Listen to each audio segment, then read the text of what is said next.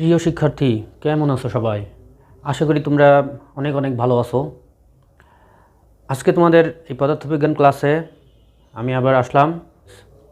আজকে তোমরা আমাদের এই ক্লাসে ভেক্টর অধ্যায়ের পরে কিছু টপিকস নিয়ে আলোচনা করব।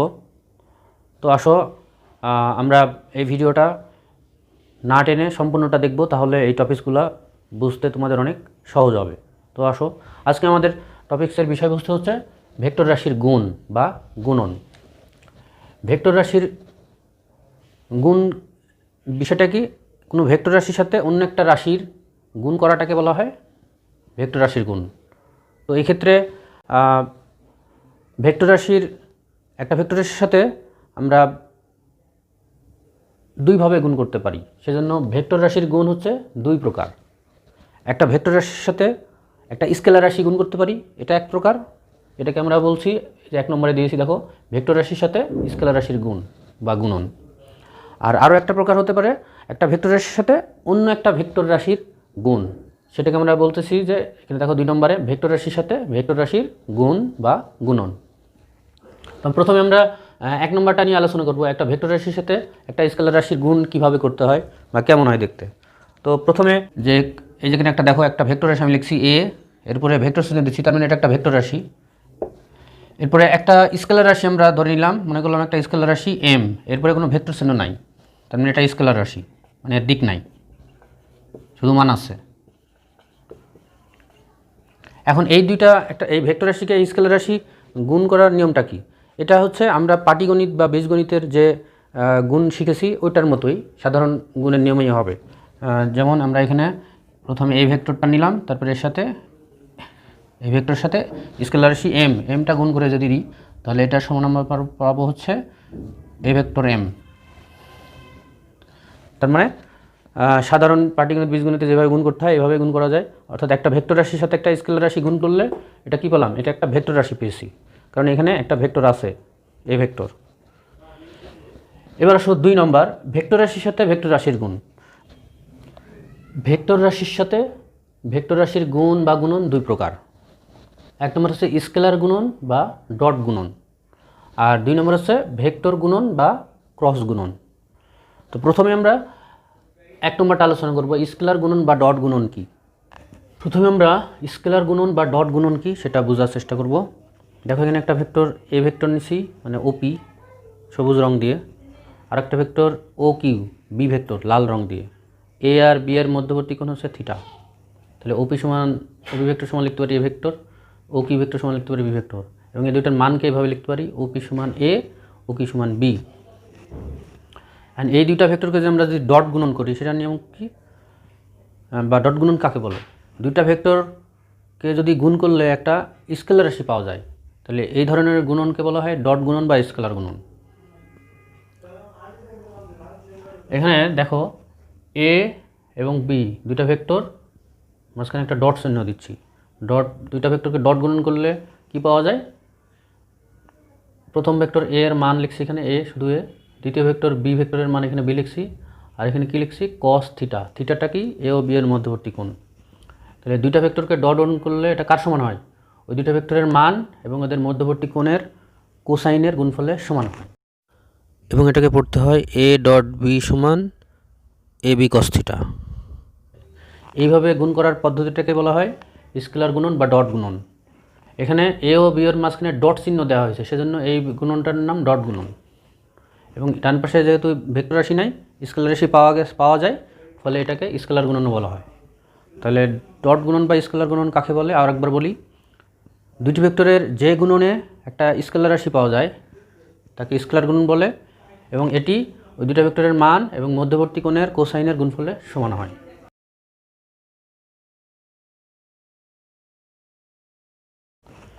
এখন আমরা ডট গুণনের কিছু বৈশিষ্ট্য আছে, এই বৈশিষ্ট্যগুলো দিয়ে আমাদের অঙ্ক করা লাগবে, কিছু সূত্র পাওয়া যায়, সেই সূত্রগুলো দেখি।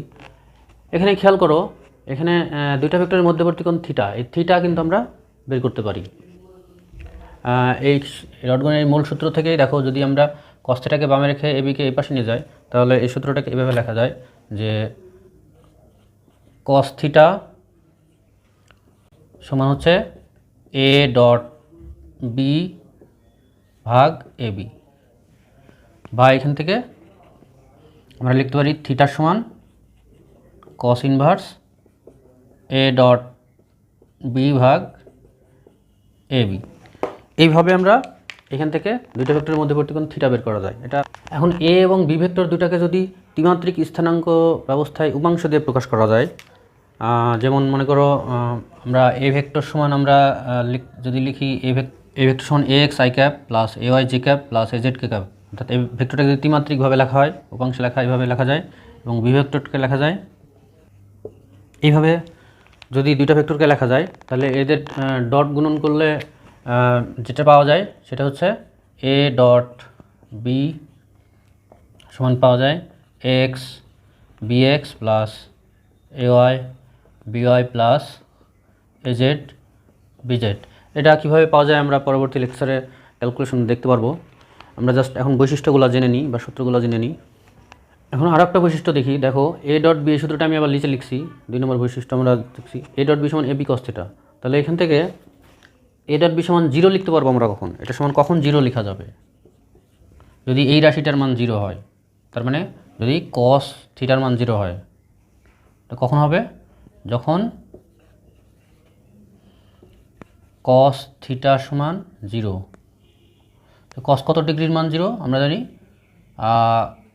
কস 90 ডিগ্রির মান 0 হয়, বা এখান থেকে আমরা লিখতে পারি থিটা ইকুয়ালস টু 90 ডিগ্রি। অর্থাৎ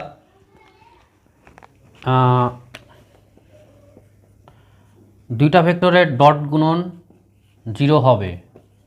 কখন 0 হবে, যদি এ ও বি দুইটা ভেক্টরের মধ্যবর্তী কোণ 90 ডিগ্রি হয়, বা এ আর বি যদি সমকোণে থাকে, একে অপরের সাথে সমকোণে থাকে বা লম্বভাবে থাকে, তখন এদের ডট গুণন 0 হবে। এটা একটা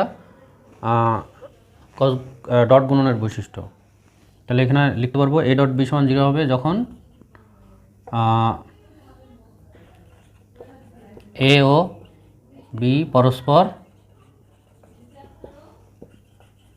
লম্ব হবে। এবার ডট গুণের আরও একটা বৈশিষ্ট্য আমরা শিখব, খেয়াল করো। এখানে দেখো তো বি ভেক্টর উপর বি ভেক্টরের শীর্ষবিন্দু কিউ থেকে যদি আমরা একটা লম্ব টানি, কোন ভেক্টরের উপরে, এ ভেক্টরের উপরে, মানে ওপি রেখার উপরে যদি একটা লম্ব টানি, এরকম যদি একটা লম্ব টানি, তাহলে কিউ আর হচ্ছে এ ভেক্টরের লম্ব। তাহলে এখানে দেখো ও কিউ আর একটা সমকোণী ত্রিভুজ পেয়ে গেলাম। তাহলে এই ত্রিভুজে দেখো এই কোণটা হচ্ছে থিটা। তাহলে ও কিউ আর ত্রিভুজে কস থিটার সমান আমরা কি লিখতে পারি, আমরা জানি কস থিটার সমান ভূমি বাই অতিভুজ। তো ভূমি কোনটা, ও আর অতিভুজ কোনটা, ও কিউ। তাহলে তার মানে লিখতে পারি ও আর বাই ও কিউ। ও আরটা এটা হচ্ছে, তো আসেই ও কিউটা কি, যে ও কিউ হচ্ছে বি ভেক্টরের মান। তাহলে আমরা লিখতে পারি B by O R by B. যদি কোনাকুনি গুণ করে দিই তাহলে আমরা এখানে লিখতে পারি ও আর সমান বি কস থিটা। তার মানে এই যে এই অংশটা, এইটুকু আমরা কত পাইলাম, এটুকু পাচ্ছি ও আর, এটুকু হচ্ছে বি কস থিটা। এই ও আরটাকে একটা বিশেষ নাম আছে। তুমি যদি উপর থেকে লম্বভাবে এই বি ভেক্টরের উপরে আলো ফেলো, এভাবে আলো ফেললে এই বি ভেক্টরের ছায়া কার উপরে, এ ভেক্টরটার উপরে পড়বে, এবং ছায়াটুক কতটুকু হবে, ও আরটাই হবে ওই ছায়ার দৈর্ঘ্য। তার মানে বি ভেক্টরের ছায়া কার উপরে, এ ভেক্টরের উপরে কতটুক, ও আর। এই ও আরকে বলা হয় বি ভেক্টরের লম্ব অভিক্ষেপ, বা খাঁটি বাংলায় আমরা যেটাকে বলছি ছায়া। তার মানে আমরা বি ভেক্টরের লম্ব অভিক্ষেপ কোন ভেক্টরের উপর, এ ভেক্টরের উপরে, এটাকে কী দ্বারা প্রকাশ করছি, ও আর। তো ও আর সমান কত পেলাম, বি কস থিটা। তাহলে অতএব আমরা কি বলবো, যে এ ভেক্টর এর উপর বি এর লম্ব অভিক্ষেপ, এটাকে আমরা কি বলছি, ও আর, মানে ও আর। মানে বি কস থিটা। এটাকে আমি কি লিখতে পারি, এই যে মূল সূত্রে যাও, এখানে এ ডট বি সমান এ বি কস থিটা। তো বি কস থিটা যদি এই পাশে রেখে এটা এই পাশে নিয়ে আসি, তাহলে এটাকে লেখা যায় এ ডট বি ভাগ এ। এটা হচ্ছে ও আর বা বি ভেক্টরের লম্ব বিক্ষেপ এ ভেক্টরের উপর। ঠিক একইভাবে যদি আমরা এ ভেক্টরের লম্ব বিক্ষেপ বি ভেক্টরের উপরে বের করতে চাই, সোজা কথা, এখানে বি ভেক্টরের উপরে যদি আমি লম্বভাবে এদিক থেকে আলো ফেলি, লাইট দিয়ে আলো ফেলি, লম্বভাবে আলো ফেলি, তার মানে এ ভেক্টরটা ছায়া কার উপরে পড়বে, বি ভেক্টরের উপরে। সেটা দেখতে কেমন হবে, এখানে আমরা একটা দেখতে পারি, এটা মনে করো পি টি,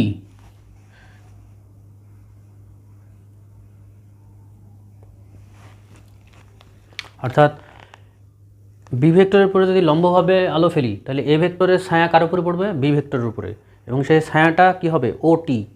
তাহলে ও টি হবে এ ভেক্টরের ছায়া বা লম্ব বিক্ষেপ কার উপর, বি ভেক্টরের উপর। ঠিক একইভাবে এখান থেকে আমরা ও টি সমানও পাবো, কী পাবো, আগেরটা পেয়েছিলাম এটা বি কস থিটা, তাহলে ও টি সমান এটা পাবো হচ্ছে এ কস থিটা, ওটির মান।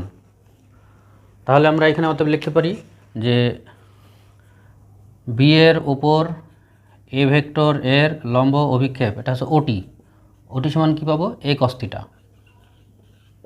কিন্তু এখানে এই যে মূল সূত্র এ ডট বি সমান এ বি কস থিটা, এখানে এ কস থিটা যদি ডানে রাখি, তাহলে বিটাকে এবার আনলে সূত্রটাকে লিখতে পারি এ ডট বি ভাগ বি। এটাই হবে বি এর উপর এ ভেক্টরের লম্ব অভিক্ষেপ। এখন খেয়াল করো, ও পিটাকে আমরা ধরছিলাম এ ভেক্টর, ও পি সমান এ ভেক্টর। এখন এই এ ভেক্টর বরাবর যদি এর একক ভেক্টর আমরা স্মল এ ক্যাপ ধরি, এই যে দেখো এ ভেক্টরের একক ভেক্টর স্মল এ ক্যাপ, তাহলে স্মল এ ক্যাপ সমান আমরা লিখতে পারি ওই ভেক্টর বা ওই ভেক্টরের মান, বা এখান থেকে আমরা লিখতে পারি, কি লিখতে পারি, এ ভেক্টর সমান ওই এ ভেক্টরের মান ইন্টু এ ক্যাপ। তার মানে কোনো ভেক্টর সমান কি, ওই ভেক্টরের মান ইন্টু একক ভেক্টর।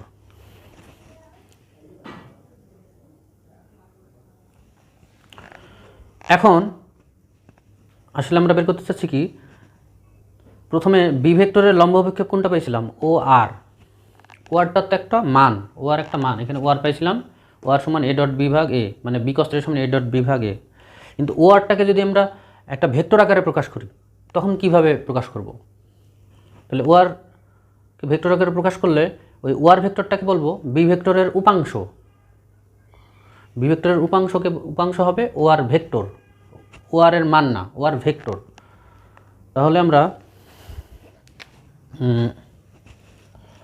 ও আর ভেক্টরটাকে আমরা লিখতে চাইলে কীভাবে লিখব, খেয়াল করো, কোনো এই যে এখানে দেখছি যে আমরা কোনো ভেক্টর সমান কি, ওই ভেক্টরের মান ইন্টু একক ভেক্টর, তাহলে আমরা ও আর ভেক্টর সমান কি লিখতে পারবো, ও আর ভেক্টরের মান ইন্টু এই বরাবর একক ভেক্টর কি, এ ক্যাপ, এভাবে লিখতে পারি।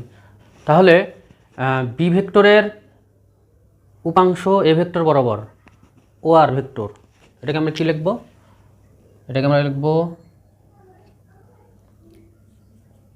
এ বরাবর বি এর উপাংশ, এটাকে আমরা বলছি ও আর ভেক্টর। ও আর ভেক্টরটাকেই বলা হচ্ছে বি এর উপাংশ। এটা সমান কী লিখব, ওই ভেক্টর ইন্টু একক ভেক্টর, ওই ভেক্টরের মান, ও আর এর মান মানে ও আর ইন্টু এ ক্যাপ। কিন্তু ও আর সমান কী পেয়েছিলাম, এখানে পেয়েছিলাম এ ডট বি ভাগ এ, আর এ ভেক্টর এ ক্যাপ সমান কী লিখতে পারি, ওই ভেক্টরের মান ইন্টু ওই ভেক্টর ভাগ ওই ভেক্টরের মান, এইভাবে লেখা যায়। তার মানে এ ভেক্টর বরাবর বি ভেক্টরের উপাংশ ও আর ভেক্টর সমান এটা হচ্ছে সূত্র। ঠিক একইভাবে আমরা যদি বি ভেক্টর বরাবর এ ভেক্টরের উপাংশ বের করতে চাই, তখন এটাকে কীভাবে লিখব, বি বরাবর এ ভেক্টর এর উপাংশ, এটা হচ্ছে ওটি। ওটি ছিল উপাংশের মান, ওটি বা লম্ব বিক্ষেপ, এ ভেক্টরের লম্ব বিক্ষেপ ছিল ওটি। আর ওটিকে যদি আমরা ভেক্টরে প্রকাশ করি, ওইটাই হবে এ ভেক্টরের উপাংশ, কোন বরাবর, বি ভেক্টর বরাবর। তাহলে এটাকে ওটি ভেক্টর সমান ওটি ভেক্টরের মান ইন্টু বি ভেক্টর বরাবর এর একক ভেক্টর যদি বি ক্যাপ ধরি, তাহলে আমরা এটা লিখতে পারবো, ওই যে ওটি সমান আমরা কী পেয়েছিলাম, এ ডট বি ভাগ বি, তার মানে এ ডট বি ভাগ বি ইন্টু বি ক্যাপ মানে ওই ভেক্টরের মান ইন্টু ওই ভেক্টর ইন্টু ওই ভেক্টরের মান, এইভাবে লেখা যায়। এখন আমরা এই ভেক্টরটার আরও একটা বৈশিষ্ট্য দেখব। এ ও বি দুইটা ভেক্টর ডট গুণন করলে এই ডট গুণনটা একটা আয়তক্ষেত্রের ক্ষেত্রফল হয়। দেখো 4 নম্বর বৈশিষ্ট্য দিচ্ছি আমরা, ডট গুণন আয়তক্ষেত্রের ক্ষেত্রফল হয়। এ ডট বি সমান আমরা লিখতে পারি এ বি কস থিটা। এখন এটাকে এভাবেও লিখতে পারি এ ইন্টু বি কস থিটা। এখানে বি কস থিটাটা কি?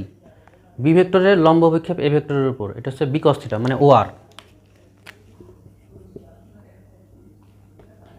তাহলে ও আরটা হচ্ছে বি ভেক্টরের লম্ব অভিক্ষেপ কোন বরাবর? এ ভেক্টর বরাবর, বি আর।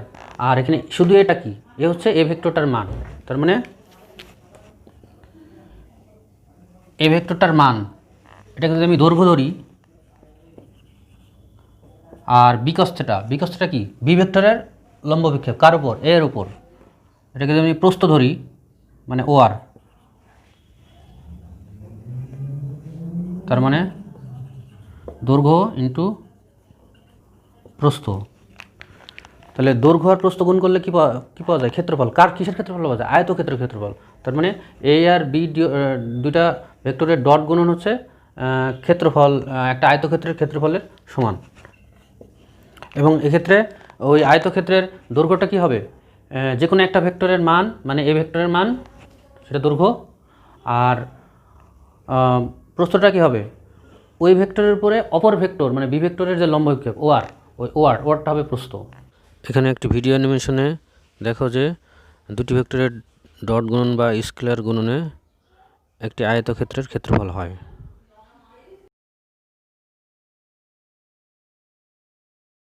এখন দেখব ভেক্টর গুণন বা ক্রস গুণন। এখানে খেয়াল করো, একটা ভেক্টর নিয়েছি এ আর একটা ভেক্টর বি, দুইটা ভেক্টরের মধ্যবর্তী কোণ থিটা।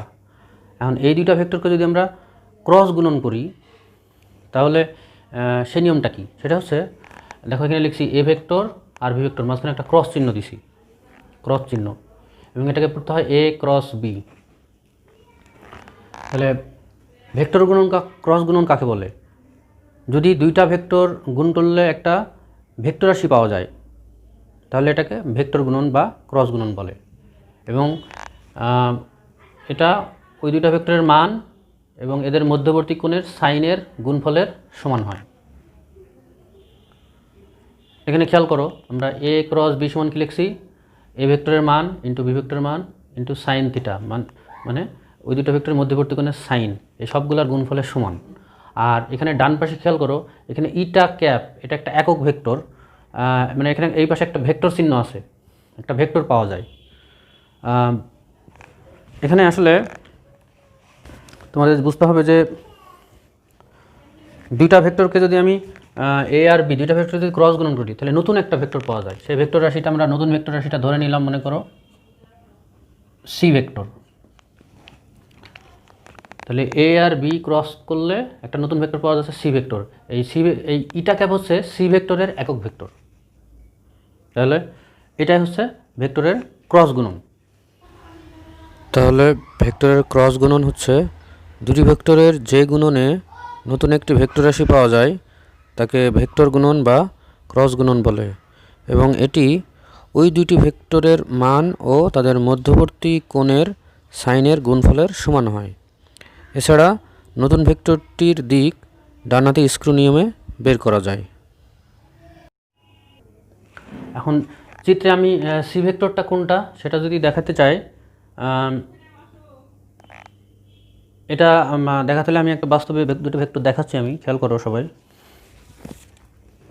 এখানে দেখো আমার কাছে এটা একটা মনে করো ভেক্টর লাল, এটা বি ভেক্টর, এটা মনে করো এ ভেক্টর। সবাই খেয়াল করো। এখন এ এবং বি ভেক্টরের মধ্যবর্তী কোণ থিটা। এখন এ আর বিকে যদি ক্রস গুণন করা হয়, মানে তখন লিখবো কি এ ক্রস বি লেখা হয়, লিখলে নতুন একটা ভেক্টর রাশি পাওয়া যায়, সেটা হচ্ছে সি ভেক্টর সি। তাহলে নতুন এরকম একটা ভেক্টর নিলাম, এইটাই সে সি ভেক্টর। এবং এই সি ভেক্টরটা কোনটা? সি ভেক্টরটা হচ্ছে এই যে এটা এখানে এ ভেক্টর আর এটা বি ভেক্টর, এই দুইটা ভেক্টরের উপরই সি ভেক্টরটা লম্বভাবে থাকে। এখানে খেয়াল করো, আমরা যদি এভাবে এখানে ধরি, এটা এ ভেক্টর, এটা বি ভেক্টর, আর এই দুটাকে ক্রস গুণন করলে নতুন ভেক্টর কী পাচ্ছি? C vector. সি ভেক্টরটা হবে ঠিক এইভাবে চিত্রে খেয়াল করো, এখানে আমাদের বাস্তবে খেয়াল করো, এই যে দেখো এখানে এ এবং বি দুইটার পরে সি ভেক্টরটা লম্ব হবে, এটা হচ্ছে সি ভেক্টর। এ এবং বি দুইটার পরেই সি ভেক্টরটা লম্ব হবে। এখানে দেখো চিত্র আমি এভাবে দেখলে এভাবে দেখাতে পারি, এটা এ এবং বি দুইটা, মানে অর্থাৎ এ আর বি যে তলে আছে, এই তলটা যদি বোর্ড হয় হোয়াইট বোর্ড, তাহলে হোয়াইট বোর্ডের পরে লম্ব, এই লম্বটা হবে, এটা হচ্ছে সি ভেক্টর আমার, এটা যে এই কালারটা, এটা হবে সি ভেক্টর। কিন্তু এই সি ভেক্টরটা লম্বটা এই দুইটার পরে এটা উপরে হতে পারে, নিচেও এভাবে লম্ব হতে পারে। লম্বটা কিন্তু দুইভাবে হতে পারে, এ আর বি এর সাথে এই সি ভেক্টরটা লম্ব নিচেও হতে পারে, আবার লম্বটা এরকমভাবে উপরেও হতে পারে, লম্বটা উপরেও হতে পারে, এরকম হতে পারে, অথবা লম্বটা এভাবে হতে পারে, নিচেও হতে পারে। মানে সি ভেক্টরের দিক কোন দিক হবে সেটা আমরা ডানহাতি স্ক্রু নিয়মে এটা বের করা যায়, সেটা আমরা চলো একটু দেখি। এখানে খেয়াল করো আমার হাতে দেখো স্ক্রু আছে, এই যে এটা একটা স্ক্রু। এই স্ক্রুটাকে আমি যদি ঘুরাই, একটা তলে এইভাবে যদি স্ক্রু নিয়ে এইভাবে ঘুরাই, এটা যদি এইভাবে ডান পাকে ঘুরাই, ডান হাত দিয়ে যদি এইভাবে ঘুরাই, তাহলে এটা ভিতরের দিকে চলে যাবে।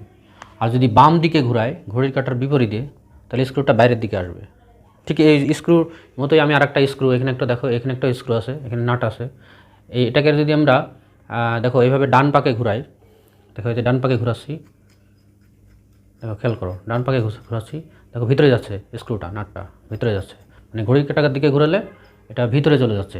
আর যদি আমরা বাম পাকে ঘুরাই, মানে এখানে বাম বলতে ঘড়ির কাঁটার বিপরীত দিকে যদি ঘুরাই, দেখো এভাবে ঘুরাচ্ছি, আমি হাত দিয়ে ঘুরাচ্ছি, কী হচ্ছে, এটা বাইরে চলে আসছে। এটা হচ্ছে ডানহাতি স্ক্রু, এটাকে যদি আমরা ঘুরাই তাহলে দেখো এটা বাইরে চলে আসছে। তাহলে এই সি ভেক্টরের দিকটা এই স্ক্রুর দিয়ে বলতে পারবো। তো কীভাবে সেটা খেয়াল করো, যদি আমরা এ ক্রস বি সমান সি লিখি, তাহলে এই সি এর দিক কোন দিক হবে? এখানে সি সমান আবার ইটা এ বি সাইন থিটাও আছে, এই সির দিক হবে, তোমার কী করতে হবে, প্রথমে লিখছি আমি এ প্রথম ভেক্টরটা, দ্বিতীয় ভেক্টর বি, তাহলে এ ভেক্টরের থেকে বি ভেক্টরের দিকে কী করতে হবে, একটা ঘোরাতে হবে স্ক্রুটাকে। এ ভেক্টর থেকে বি ভেক্টরের দিকে ঘোরাবো, কোথায় ঘোরাবো, এই যে এ আর বি এর তলের উপরে স্ক্রু রাখবো, রেখে আমি কী করবো, এ থেকে বি এর দিক ঘোরাবো। তার মানে আমাকে এ ভেক্টরের দিক থেকে এই দিকে ঘোরাতে হবে, এইদিকে ঘড়ির কাঁটার বিপরীতে যদি আমি ঘুরাই, কাকে ঘোরাবো, এই স্ক্রুটাকে যদি আমি এখানে নিয়ে ঘুরাই, এভাবে ঘুরাই ঘড়ির কাঁটার বিপরীতে, তাহলে স্ক্রুটা কি বাইরে আসবে না ভিতরে যাবে? এটা অবশ্যই বাইরে আসবে। এবং ঘুরাবো ক্ষুদ্রতর কোণে, ক্ষুদ্রতর মানে কোণে মানে 90, মানে যেন এমনভাবে ঘুরাবো যেন কোণগুলো কমে, 90 ডিগ্রির চেয়ে বেশি হওয়া যাবে না। ক্ষুদ্রতর কোণে যদি ঘুরাই তাহলে স্ক্রুটা বাইরের দিকে আসবে। তার মানে এই সি ভেক্টরটা হবে তখন এটা বাইরের দিকে লম্ব। তার মানে এটা যদি আমি এখানে দেখাই, এটা হচ্ছে এ ভেক্টর, এটা বি ভেক্টর। এ থেকে বি এর দিকে যদি ঘুরাই তখন একটা এইভাবে লিখবো, এ ক্রস বি। ঘোরালে যে সি ভেক্টর আমার হাতে, যে এটা সি ভেক্টরটা বাইরের দিকে হবে, এরকম এ ভেক্টর বি ভেক্টর, সিটা বাইরের দিকে লম্ব, এ আর বি দুইটার পরে সি ভেক্টরটা লম্ব হবে, এটা সি ভেক্টর লম্ব। এখন এখানে খেয়াল করো, এই যে ইটাটা লিখছিলাম, ইটাটা হচ্ছে এই সি ভেক্টরের একক ভেক্টর। এই সি ভেক্টরটা যদি আমি ক্ষুদ্র ক্ষুদ্র ভাগে ভাগ করে ফেলি, তাহলে এদের এই ক্ষুদ্র একটা অংশকে যদি আমি একটা ভেক্টর দ্বারা প্রকাশ করি, ওই সি ভেক্টরের একক ভেক্টর হবে এই টাকা, এটার দিকেও এই সি এর দিকেই, ঠিক আছে। এই হচ্ছে এ ক্রস বিকে লিখলে এইভাবে পাওয়া যাবে। আবার যদি আমরা বি ক্রস এ ভেক্টর লিখি, মানে বি ক্রস এ লিখি, এর সময় যদি সি লিখি,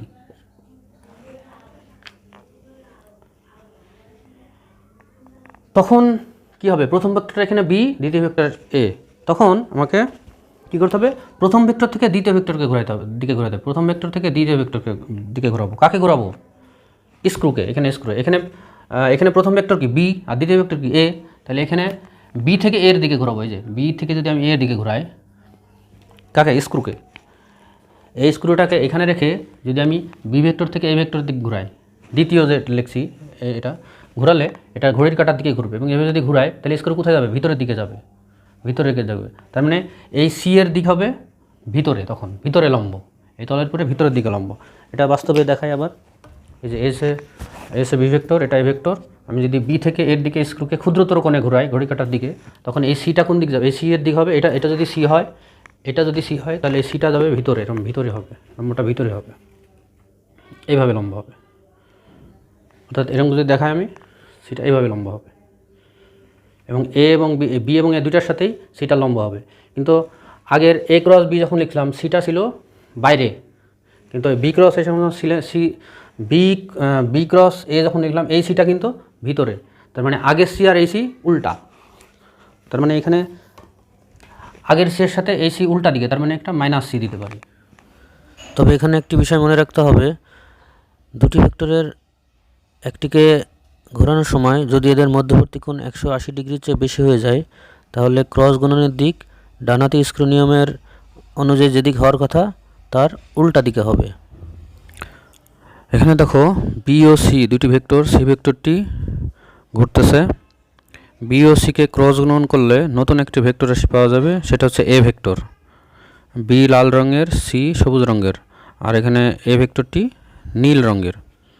এখন বি ও সি এর মধ্যে যদি আমরা প্রথমে কোণ 0 ডিগ্রি থেকে বাড়াতে থাকি, তাহলে এর মান আস্তে আস্তে বাড়তে বাড়তে যখন কোণ 90 ডিগ্রি হয়ে যাবে তখন এর মান সর্বোচ্চ হয়ে যাবে। এই যে দেখো এখানে দেখা যাচ্ছে। আবার যদি কোণ আমরা আরও বাড়াই তাহলে আবার কমতে থাকবে। আবার দেখো আমরা যদি সিকে বি থেকে ঘোরাতে থাকি, অর্থাৎ বি ও সি এর মধ্যে যদি কোণ 0 থেকে বাড়াতে থাকি, তাহলে নতুন ভেক্টর এ এর মান বাড়তে বাড়তে যখন 90 ডিগ্রি হবে কোণ, তখন এ এর মান সর্বোচ্চ হয়ে যাবে এবং দিক হবে ডানহাতি স্ক্রু নিয়ম অনুযায়ী যেদিকে হয় সেই দিকে। এরপরে যদি আমরা কোণ আরও বাড়াতে থাকি, মনে করো, তখন এ ভেক্টরের মান কমতে কমতে আবার শূন্য হয়ে যাবে। কখন? বি ও সি এর মধ্যে কোণ যখন 180 ডিগ্রি হবে বা এরা পরস্পর যখন সমান্তরাল হবে, তাহলে ক্রস গুণনের মান শূন্য হয়ে যাবে। এরপরে আমরা যদি কোণটা আরও বাড়াতে থাকি, দেখো কোণ আমরা এখন 270 ডিগ্রি করছি, তখন এ এর মান আবার সর্বোচ্চ হয়ে গেছে, কিন্তু এ উল্টা দিকে হয়ে গেছে, অর্থাৎ ডানহাতি স্ক্রু নিয়মে এর দিক যেদিকে হওয়ার কথা সেদিক না হয়ে তার উল্টা দিকে এ এর দিক দেখাচ্ছে। এরপর যদি 270 থেকে কোণ আমরা আরও বাড়াই, তাহলে এর মান কমতে কমতে আবার শূন্য হয়ে যাবে যখন এরা মধ্যবর্তী কোণ 0 হয়ে যাবে বা পরস্পর সমান্তরাল হয়ে যাবে। এখন আমরা ক্রস গুণনের বৈশিষ্ট্য কিছু দেখব। দেখো এখানে এ ক্রস বি সমান লিখছিলাম ইটা এ বি সাইন থিটা, বা এটা সমান লিখছি নতুন একটা ভেক্টর তৈরি হবে সি ভেক্টর এটা। তাহলে এখানে আমরা ওইটাই আবার লিখি, এ ক্রস বি সমান হচ্ছে ইটা এ বি সাইন থিটা। তো এটা যদি আমরা উভয় পক্ষকে মডুলাস করে দিই, এই পাশে মডুলাস করে দিলাম, এই পাশেও মডুলাস করে দিলাম, তাহলে আমরা এটাকে কীভাবে লিখতে পারি? এ ক্রস বি সমান কি লিখতে পারি? এটা তো আর এখানে দিয়ে দরকার নাই, এই শুধু ভেক্টরটার আমরা মডুলাস করি, তাহলে একক ভেক্টরের মান কত? 1, তাহলে আমরা পাবো এ বি সাইন থিটা। এটা আমাদের জানতে হবে। এখানে দেখো এখন ও পি সমান যদি এ ভেক্টর ধরি এবং ও কিউ সমান যদি বি ভেক্টর ধরি, কারণ বি ভেক্টরের শীর্ষবিন্দু কিউ থেকে যদি এ ভেক্টরের উপর একটা লম্ব টানি কিউ আর, তাহলে এখানে দেখো ও কিউ আর, এখানে একটা সমকোণী ত্রিভুজ পাচ্ছি। এই ত্রিভুজে যদি আমরা সাইনের সূত্র খাটাই, তাহলে সাইন থিটার সমান লেখা যায় লম্ব বাই অতিভুজ। লম্ব কি? কিউ আর, আর অতিভুজ কোনটা? O Q. তার মানে এটা ও কিউ আর সমান কিউ আর বাই আমরা কি পাচ্ছি? ও কিউ হচ্ছে বি ভেক্টরের মান, তার মানে বি। তার মানে এখান থেকে আমরা শেষ পর্যন্ত কী পাচ্ছি? বা পাচ্ছি হচ্ছে যে কিউ আর সমান বি সাইন থিটা, এটা পাওয়া যাচ্ছে। তার মানে এখানে এই কিউ আরটা হচ্ছে বি সাইন থিটা পেলাম। এটাকে যদি আমরা এইচ ধরি, এইচ মানে B sine theta.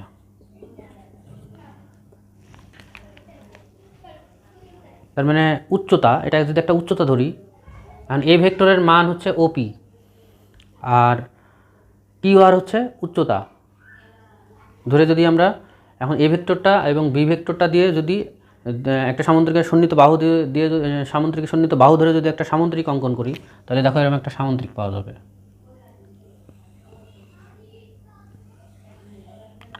O P T Q ও, দেখো ও পি টি কিউ একটা সামুদ্রিক পাওয়া যাবে। এই সামুদ্রিকের খেয়াল করো এখানে ভূমি হচ্ছে OP আর উচ্চতা কি এইচ মানে QR মানে এইচ সমান কি পেয়েছি B sin θ। তাহলে আমরা জানি কোনো সামুদ্রিকের ক্ষেত্রফল কি ওই সামুদ্রিকের ভূমি এবং উচ্চতার গুণফলের সমান। তাহলে এখানে খেয়াল করো তো A × B সমান কি পেলাম A ইন্টু এটা লিখতে পারি B sin θ। এখানে B sin θ কি পাইছি B sin θ হচ্ছে এখানে উচ্চতা এই সামুদ্রিকের উচ্চতা এইচ আর এটা কি এ হচ্ছে দৈর্ঘ্য সামুদ্রিকের দৈর্ঘ্য তার মানে এ হচ্ছে ভূমি সামুদ্রিকের ভূমি OP আর B sin θ কি এইচ তার মানে এখানে আমরা লিখতে পারি ভূমি OP মানে ভূমি আর এইচ মানে উচ্চতা। তাহলে আমরা ভূমি আর উচ্চতা এটা কার ভূমি আর উচ্চতা গুণ করলে কিসের ক্ষেত্রফল পাওয়া যায় সামুদ্রিকের ক্ষেত্রফল। তার মানে এটা সমান লিখতে পারি যে সামুদ্রিকের ক্ষেত্রফল। তার মানে দুইটা ভেক্টরের ক্রস গুণনের মান মানে এখানে A × B এর যদি মান নিই এই মানটা কার সমান হয় এই মানটা হচ্ছে ওই দুইটা বাহু একটা সামুদ্রিকের দুইটা সন্নিহিত বাহু ধরলে ওই সামুদ্রিকের ক্ষেত্রফল হচ্ছে ওই দুইটা ভেক্টরের ক্রস গুণনের মানের সমান। এখানে দেখো B ভেক্টর এবং C ভেক্টর এই দুটি ভেক্টর যদি কোনো সামুদ্রিকের দুটি সন্নিহিত বাহু হয় তাহলে এর ক্ষেত্রফল দেখতে কেমন হবে ভিডিওতে দেখা যাচ্ছে। আবার এখানে খেয়াল করো এই সামুদ্রিকটার যদি আমি কর্ণ আঁকি OT কর্ণ আঁকলে খেয়াল করো এটা যদি এ বাহু হয় তাহলে এটাও এ বাহু বিপরীত বাহু সমান্তরাল এটা যদি বি হয় তাহলে এটাও বি বাহু। এখানে দেখো এই কর্ণটা দুইটা ত্রিভুজ তৈরি করছে। তাহলে এবং খেয়াল করো এই ত্রিভুজের ক্ষেত্রফলও যা এই ত্রিভুজের ক্ষেত্রফলও তাই। সামুদ্রিকের একটা বিশেষ বৈশিষ্ট্য কর্ণ একে সমান দুই ভাগে বিভক্ত করে ক্ষেত্রফলের বিভক্ত করে দেয়। তো এখানে খেয়াল করো উপরের এই ত্রিভুজটার তিনটা বাহু একটা বাহু হচ্ছে B ভেক্টর একটা A ভেক্টর আর একটা হচ্ছে আরেকটা বাহু আমি ধরে নিলাম এটা R ভেক্টর। তাহলে OBT এই উপরের ত্রিভুজে তিনটা বাহু একটা A ভেক্টর একটা B ভেক্টর একটা R ভেক্টর। এখন এর ক্ষেত্রফল যদি আমি বের করতে চাই তাহলে কি হবে এর ক্ষেত্রফলটা আসলে কি পুরা সামুদ্রিকের ক্ষেত্রফলের অর্ধেক কিন্তু পুরা সামুদ্রিকের ক্ষেত্রফল কত পেয়েছিলাম A × B পেয়েছিলাম মোট পুরা সামুদ্রিকের ক্ষেত্রফল। তাহলে এইটুকের ক্ষেত্রফল কি হবে উপরের অংশের ক্ষেত্রফল কি হবে উপরের অংশের ক্ষেত্রফল হবে এই ক্ষেত্রফলকে দুই দিয়ে ভাগ করে দিব। তার মানে উপরের ত্রিভুজের ক্ষেত্রফলও হবে এটার অর্ধেক A × B মডুলাসের অর্ধেক ঠিক একইভাবে নিচের ত্রিভুজের ক্ষেত্রফলও হবে এটার A × B এর অর্ধেক। তাহলে অতএব আমরা বলতে পারি যে A ও B ত্রিভুজের দুটি বাহু হলে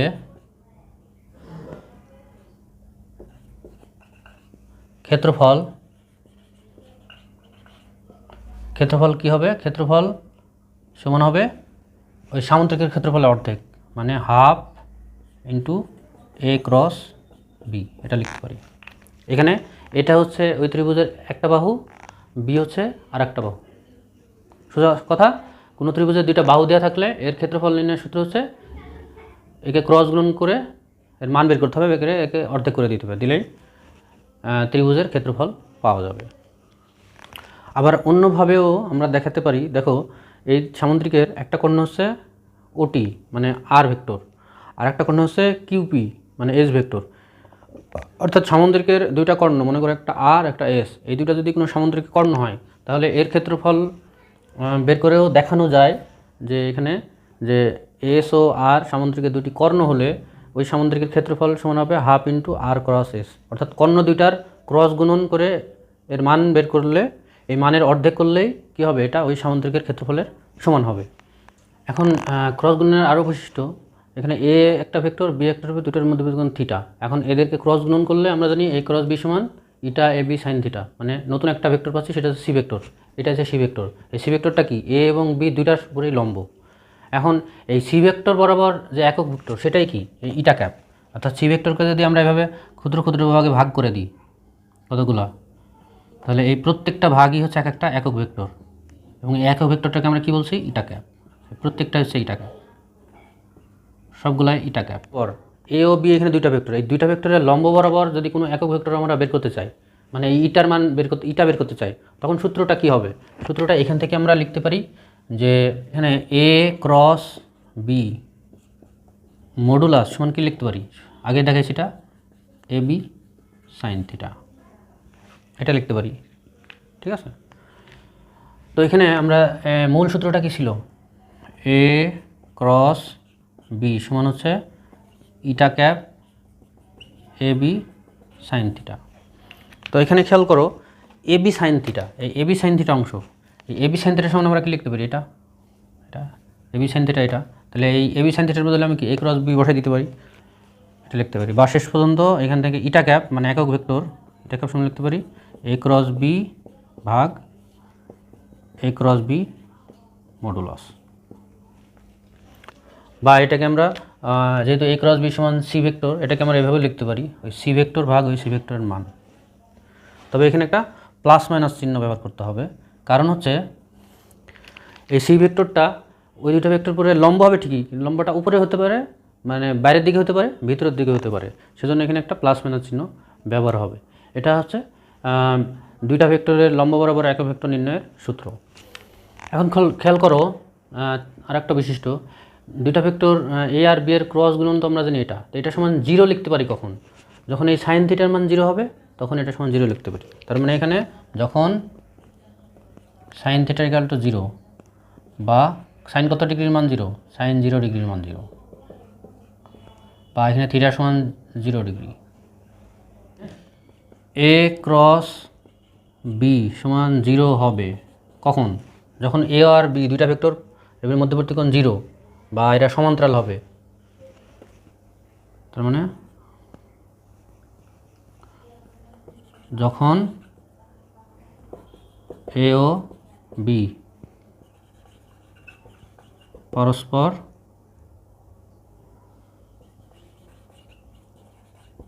সমান্তরাল হয়, অর্থাৎ মধ্যবর্তী কোণ 0 হলেও হতে পারে এক্ষেত্রে, অথবা 180 ডিগ্রিও হলেও হতে পারে। তাহলে এটা দুইটা ভেক্টরের ক্রস গুণন 0 হবে যখন ভেক্টর দুইটা পরস্পর সমান্তরাল হয়। এখানে দেখো একটা ভেক্টর এ আর একটা ভেক্টর বি, এ নীল রঙের, বি সবুজ রঙের। এখন এ ও বিকে ক্রস গুণন করলে নতুন একটা ভেক্টর পেলাম, মনে করো সি, সি লাল রং দিয়ে দেখানো হয়েছে। এ এবং বি যে তলে আছে উভয়ের সাথে সি ভেক্টরটা এখানে লম্বভাবে আছে। এখন এরকে যদি আমরা বি এর দিকে ঘোরাতে থাকি তাহলে সি এর মান কমতে থাকবে, অর্থাৎ সি এখন সর্বোচ্চ মানে আছে, কারণ এ ও বি এর মধ্যে এখন কোণ 90 ডিগ্রি। এখন দেখো যখন ঘোরাচ্ছি, ঘোরালে সি এর মান কমতে কমতে যখন দুইটার মধ্যে কোণ এ ও বি এর মধ্যে কোণ 0 ডিগ্রি হয়ে যাচ্ছে বা পরস্পর সমান্তরাল হয়ে যাচ্ছে, তখন সি 0 হয়ে গেছে। অর্থাৎ এ ও বি দুইটা ভেক্টরের মধ্যবর্তী কোণ 0 হলে বা পরস্পর সমান্তরাল হলে এদের ক্রস গুণন 0 হয়ে যায়, তাই এখানে সি 0 হয়ে গেছে। এখন যদি আমরা আবার কোণ বাড়তে থাকে আস্তে আস্তে উল্টা দিকে, তাহলে হয়তো বাড়তে বাড়তে এখন আবার সি এর মান বাড়ছে, যখন এ ও বি আবার এখানে 90 ডিগ্রি হয়ে গেছে তখন সি সর্বোচ্চ হয়ে গেছে। কিন্তু এখানে সি এর দিক উল্টা দিকে, বিপরীত দিকে। খেয়াল করো, আগে সি ছিল যেদিকে, এখন সেই সি উল্টা দিকে চলে আসছে। তো আশা করি বুঝছো বিষয়টা। প্রিয় শিক্ষার্থী, আমরা আজকে ভেক্টরের ডট গুণন, ক্রস গুণন আমি বোঝানোর চেষ্টা করছি। যারা ভিডিওটা সম্পূর্ণ দেখেছো তাদেরকে অসংখ্য ধন্যবাদ জানাচ্ছি। এই ডট ক্রসের সমন্বয়ে আরও কিছু বৈশিষ্ট্য আছে, সেগুলো তোমরা আগামী ভিডিও লেকচারে জানতে পারবে। সবাইকে আমার সাথে থাকার জন্য অসংখ্য ধন্যবাদ। এরপরে যদি কোনো বুঝতে সমস্যা হয় তাহলে তোমাদের বিষয় শিক্ষককে তোমরা জিজ্ঞাসা করতে পারো, সেখান থেকে তোমরা সমাধান পেয়ে যাবে। সবাই ভালো থাকো, সুস্থ থাকো, আল্লাহ হাফেজ।